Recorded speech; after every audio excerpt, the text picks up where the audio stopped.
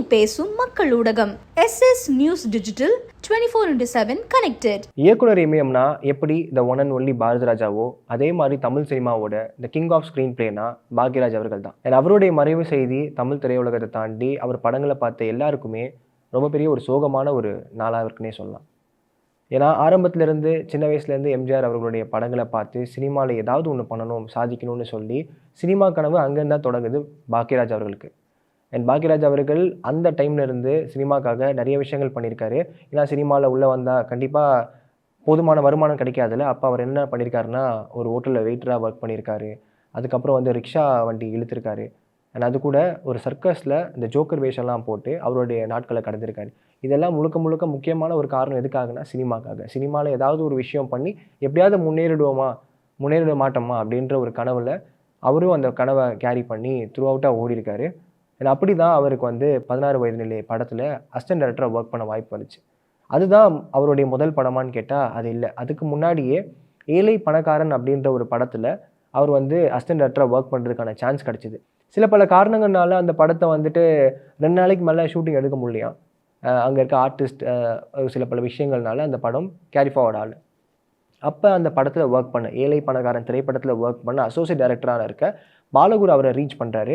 போயிட்டு நான் ஒரு கனவோடு வந்திருக்கேன், ஆனால் ஆரம்பத்தில் இப்படி நடக்குது, எனக்கு வேறு ஏதாவது ஒரு டேரக்டர் படம் பண்ணாங்கன்னா அவங்ககிட்ட நீங்கள் ரெஃபர் பண்ண முடியுமா. அப்போ பாலகுரு அவர்கள் தான் பாரதிராஜா அவர்களுக்கு அறிமுகப்படுத்தினார் பாக்யராஜ் அவர்களை. ஸோ அப்படி தான் அந்த பயணம் ஆரம்பிச்சது. இனிஷியல் பீரியடில் 16 வயது நிலை திரைப்படத்தில் அவர் அந்த டிஸ்கஷனில் உட்காரும் போது இந்த படத்துக்கு 16 வயது நிலை பேர் இல்லையா, மயில் தான் பேராக வச்சுருந்தாரு நம்ம பாரதிராஜா அவர்கள். அப்போ பேசி பாக்யராஜ் அவர்கள் இல்லை இந்த படத்துக்கு இந்த டைட்டில் வச்சா நல்லாயிருக்கும், இது ரொம்ப சூட்டபுளாக இருக்கும், நீங்கள் இதை வைங்க அப்படின்னு சொல்லி அதை ஜஸ்டிஃபை பண்ணுற மாதிரி சில விளக்கங்கள்லாம் கொடுக்கும்போது பாரதிராஜா அவர்களுக்கு பரவாயில்லையே, ஆரம்பத்திலே உள்ளே வந்திருக்கா பையன், கொஞ்சம் ஷார்ப்பாக தான் இருக்கா அப்படின்னு சொல்லி ஒரு நல்ல எண்ணம் கிரியேட் ஆயிருக்கு. அப்படி அவருடைய திரைப்பயணத்தை ஆரம்பித்தார். நம்ம எல்லாருக்குமே தெரியும் 16 வயது நிலையில் ரஜினிகாந்த் அவர்களுக்கு டயலாக் சொல்லி கொடுத்தது எல்லாமே பாக்யராஜ் அவர்கள் தான். அண்ட் கவுண்டமணி அவர்களுக்கும் அந்த படம் தான் முதல் படமாக இருந்துச்சு. அண்ட் இதுக்கிடையே கவுண்டமணி அவர்கள் நிறைய படங்கள் நடிக்க ஆரம்பித்தார். அவருக்கு பிரேக் த்ரூவான படம் கிழக்கே போகும் ரயில் தான். இந்த படத்தை பாரதிராஜா அவர்கள் தான் இயக்குனார். காந்திமதியோடைய கணவராக நடிக்கிறதுக்கு கவுண்டமணி அவர்களை போடுறதுக்கு விருப்பமே இல்லையா. ஸோ அப்போ பாக்யராஜ் அவர்கள் என்ன சொன்னார்னா, இல்லை கவுண்டமணி அவர்கள் சரியாக இருப்பார், நீங்கள் பயன்படுத்தி பாருங்கள் அப்படின்னு சொல்லி ரொம்ப இன்சிஸ்ட் பண்ணி கவுண்டமணி அவர்களுக்கான வாய்ப்பு வாங்கி கொடுத்து அவருடைய கரியர்லேயே மிகப்பெரிய ஒரு டேர்னிங் பாயிண்ட் படமாக அமைஞ்சது. ஆனால் அது மட்டும் இல்லாமல் கவுண்டமணிக்கு பேரை சூட்டினதே நம்ம பாக்யராஜ் அவர்கள் தான். இந்த மாதிரி நிறைய இன்சைட்ஸான விஷயங்கள்லாம் நம்ம பாக்யராஜ் அவர்கள் இனிஷியல் டைம்லேயே பண்ணியிருக்காரு. இது கூட நம்ம இப்போ தமிழ் சினிமாவில் ஒரு ஹாலிவுட்டுக்கு நிகரான ஒரு சைக்கோ த்ரில்லர் படத்தை எடுத்ததுன்னு பார்த்தீங்கன்னா நம்ம சிகப்பு ரோஜா படத்தையே சொல்லலாம். அந்த சிகப்பு ரோஜா படத்தில் இவரும் ஒர்க் பண்ணியிருக்காரு. ஸ்க்ரீன் பிளே அதுக்கப்புறம் டயலாக்ஸ் எல்லாம் ஒர்க் பண்ணும்போது அங்கே சில பல முரண்பாடுகள் பாக்யராஜ் வெர்சஸ் பாரதிராஜா அவர்களுக்கு நடந்திருக்கு. சரி, இது முடிச்சக்கப்புறம் எப்படியாவது இவங்க விலகி இவரே ஒரு படம் பண்ணணும் அப்படின்ற ஒரு நோக்கத்தை தான் பாக்யராஜ் அவர்கள் தொடர்ந்து வேலை செஞ்சுட்டு இருந்தார். அப்போ ஒரு பெரிய ஆஃபர் வருது விஜயன் அவர்கள்கிட்ட இருந்து. என்ன சொல்லியிருக்காருன்னா, புதிய வார்ப்புகள் அப்படின்ற ஒரு படத்தை பாரதிராஜா அவர்கள் பண்ணிகிட்டு இருக்காரு. சில பல விஷயங்கள் டிஸ்கஷனுக்கு கூப்பிட்றாரு. அண்ட் கிளைமேக்ஸ் ஒழுங்காக பிளேஸ் ஆகலையாம். ஸோ நீ வா அப்படின்னு சொல்லி விஜயன் பாக்யராஜ் அவர்களை கூப்பிட்டு பாரதிராஜா அவருடைய ஸ்டோரி டிஸ்கஷனில் மறுபடியும் இணைச்சார். ஸோ அப்போ பாரதிராஜா அவர்கள் என்ன யோசிச்சார்னா, இந்த கதாபாத்திரத்தை நம்ம பாக்யராஜ் அவர்களே பண்ண வச்சா ஏன், அப்படி ஆரம்பிச்சது தான் புதிய வார்ப்புகளில். அது மூலியமாக அவரும் நடித்தார். அந்த படமும் சூப்பர் டூப்பர் ஹிட் ஆச்சு. இதுக்கப்புறமா கன்னி பருவத்திலே அப்படின்ற ஒரு திரைப்படம். இந்த படத்தை யார் இயக்குனார்னா பாலகுரு அவர்கள் தான். ஆரம்பத்தில் நீங்கள் பார்த்தீங்கன்னா 16 வயது நிலையிலே பாரதிராஜா அவர்களுக்கு இன்ட்ரடியூஸ் பண்ண பாலகுரு அவர்களோட இயக்கத்தில் பாக்யராஜ் அவர்கள் நடிக்க சொன்னாங்க. ஆனால் ஹீரோவா இல்லை, வில்லனா. ஸோ கன்னி பருவத்தில் எப்படி நம்ம ஒரு முன்னாடி நடித்த படத்தில் கொஞ்சம் ஹீரோவாக இருக்குது, இப்போ நடித்த படம் வில்லா ஒரு மாதிரி கான்ட்ராஸ்ட்டாக இருக்கே அப்படின்னு எந்தவித சந்தேகமும் படாமல் நம்மளுக்கு ஆரம்பத்தில் ஒரு பெரிய ஒரு லைஃப் சேஞ்சிங் மொமெண்ட்டை அமைச்சு கொடுத்த பாலகுரு அவருடைய பந்தத்துக்காக அவர் ஓகே சொல்லி அந்த படத்தில் நடித்தார். அந்த படமும் சூப்பர் டூப்பர் ஹிட் ஆச்சு. இப்படி ஏடியாக ஒர்க் பண்ணும்போதே அவர் ஒர்க் பண்ணுற படங்கள் எல்லாமே சூப்பர் டூப்பர் ஹிட் ஆக, அடுத்து இவரே நம்ம ஏன் டைரக்ஷனில் இறங்கக்கூடாதுன்னு சொல்லி 1979 அவர் இயக்குன படம் தான் சுவரில்லா சித்திரங்கள். இந்த படத்துக்கு மேசிவான ரெஸ்பான்ஸ் ஆடியன்ஸ்கிட்ட கிடைச்சதுலேருந்து அடுத்தடுத்து இவர் இயக்குற படங்கள் எல்லாமே மக்களிடையே நல்ல ஒரு வரவேற்பு கிடைச்சிது. சீரியஸாக இருக்கட்டும், காமெடியாக இருக்கட்டும், என்ன ஜானர் இவர் எடுத்தாலுமே மக்கள் போட்டி ஒரு படத்தை பார்க்க ஆரம்பித்தாங்க. ஏன்னா அந்த அளவுக்கு இவர் எடுக்கிற படங்கள் ரொம்ப ரிலேட்டபுளாக இருந்துச்சு. நல்ல வசூல் ரீதியாகவும் நல்ல வரவேற்பு கிடைச்சிது. அந்த வகையில் அவர் இயக்குன படங்களை குறிப்பிடணும்னா மௌனகீதம், இன்று போய் நாளே வா ரொம்ப வருஷம் கழிச்சு கண்ணால் அடித்து ஆசையா அப்படின்னு சொல்லி சந்தானம் அவர்கள், பவர் ஸ்டார் அவர்கள்லாம் நடித்த படம் இன்னமும் வந்து மக்களால் கொண்டாடப்பட்டிருக்கு. அவ்வளோ இயர்ஸாக நம்ம வந்துட்டு அந்த படத்தை நம்ம பார்த்துருந்தாலுமே ரீமேக் பண்ண தமிழ்லேயே வந்துட்டு இவ்வளோ சக்கப்போடு போட்டுச்சுன்னா அதுக்கு ஒன் அண்ட் ஒன்லி நம்ம பாக்யராஜ் அவர்கள் தான் காரணம்னே சொல்லலாம். இன்னமும் அந்த ஸ்கிரிப்ட் வந்து ஃப்ரெஷ்ஷாகவும் மக்களிடையே வந்து எந்த இடத்துலையும் போர் அடிக்காமல் ரொம்ப எங்கேஜிங்காகவும் வச்சுருக்க ஒரு ஃபேக்டராக அந்த படம் இருந்துச்சு. அண்ட் அந்த 7 நாட்கள் ட்ரெமெண்டஸ் ஹிட், அவருடைய பிரேக் த்ரூனே சொல்லலாம் அவர் லைஃப்பில். அவர் எதிர்பார்க்காத ஒரு பெரிய ஒரு ஹிட்டை வந்து அந்த 7 நாட்கள் திரைப்படம் கொடுத்துச்சு. அண்ட் இப்போ நம்ம ஒரு படத்தை எடுத்துக்கிட்டாலே நம்ம வந்து அந்த படத்தோடைய பாக்ஸ் ஆஃபீஸ் கலெக்ஷன் என்ன, அந்த படத்தோடைய ப்ரீ புக்கிங் எவ்வளோ, அந்த கலெக்ஷனை பற்றி நம்ம தெரிஞ்சுக்கிறது ரொம்ப ஆர்வப்படுவோம். ஆனால் முன்னாடியே கிட்டத்தட்ட ஒரு 40 வருஷத்துக்கு முன்னாடியே பெரிய சம்பவம் பண்ணியிருக்காரு பாக்யராஜ் அவர்கள். 1983 வெளியான முந்தானை முடிச்சு இந்த படம் ஊர்வஷி அவங்களுக்கு அறிமுக படமாக இருக்குது. இன்னமும் நம்ம அந்த படத்தை வந்து எந்த சேனலில் போட்டாலுமே உட்காந்து ஃப்ரெஷ்ஷாக பார்த்துட்ருப்போம். ஏன்னா அடுத்தடுத்த சீன் நம்மளுக்கு என்ன வரும் தெரிஞ்சிருந்தாலுமே இன்னும் நம்மளுக்கான அந்த எங்கேஜிங் ஃபேக்டரும் என்டர்டெய்னிங் ஃபேக்டரும் குறையவே இல்லை. அப்படி நம்ம அந்த படத்தை பார்த்து அந்த முருங்கா சீன்லாம் நம்ம இப்பயுமே வந்து காமெடியாக நம்ம சொல்லி பேசிகிட்டு இருப்போம். அப்போ இந்த படம் 40 லட்ச ரூபா செலவில் எடுக்கப்பட்டுச்சு. ஆனால் இந்த படம் ஒட்டுமொத்தமாக 4 கோடி ரூபாய் வசூலை ஈட்டுச்சு. அண்ட் அடுத்து அவருடைய கொலாபரேஷனே வந்து இன்னும் எல்லாரும் மெய்சிலுக்க வச்சது. 1984 நடிகர் திரு சிவாஜி கணேசன் அவர்களை வச்சு தாவணி கனவுகள் அப்படின்ற ஒரு படத்தை இயக்கிறாரு.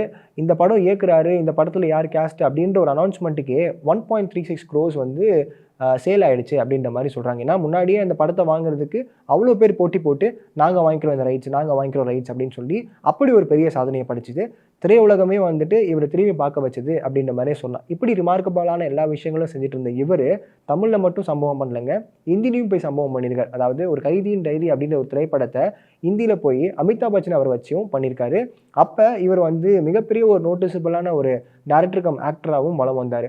கிட்டத்தட்ட 25 படங்களை இயக்குன இவர் ஒரு 75 படத்தில் குணச்சித்திர வேடங்கள் நடிச்சிருக்காரு, ஹீரோவாக நடிச்சிருக்காரு. அது மட்டும் இல்லாமல் 5 படங்களுக்கு இசையமைச்சிருக்காரு. அது மட்டும் இல்லாமல் பாக்யராஜ் அவருடைய 25வது படம் ஏர்லி 2000 கிட்ஸ் வந்து எல்லாரும் பார்த்துருப்பாங்க. ஏன்னா 2003 தான் இந்த படம் வெளியாச்சு.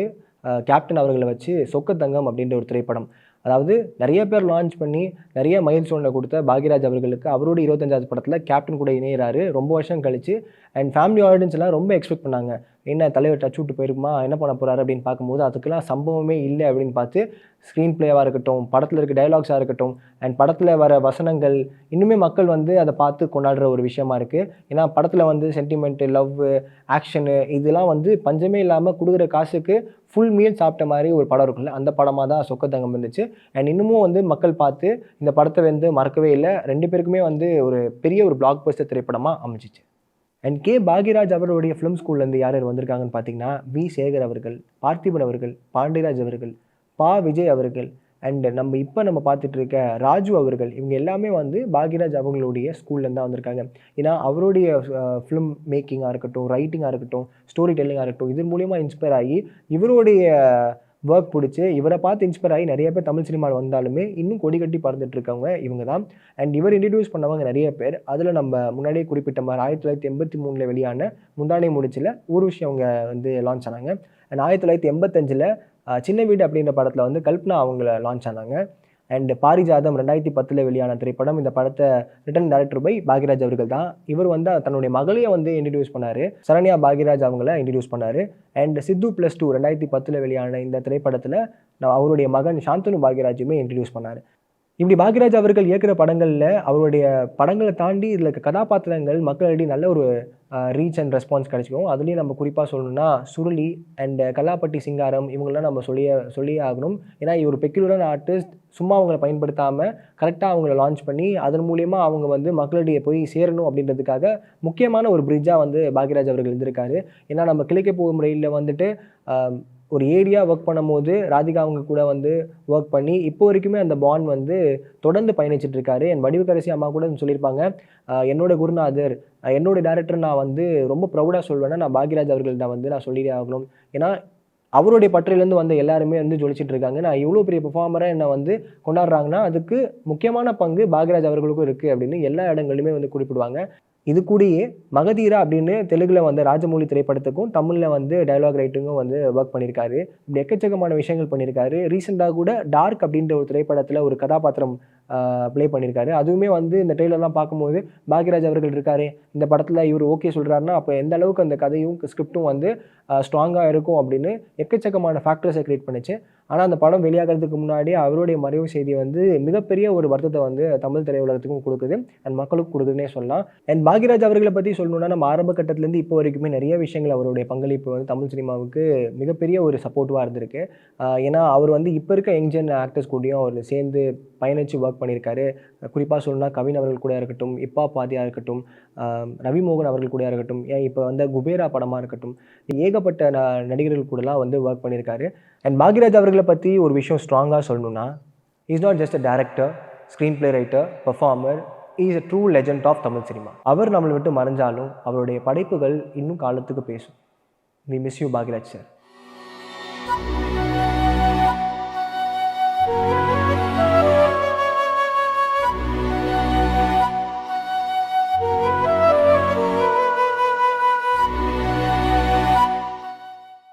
உண்மை பேசும் மக்கள் ஊடகம் SS நியூஸ் டிஜிட்டல் 24/7 கனெக்டட்.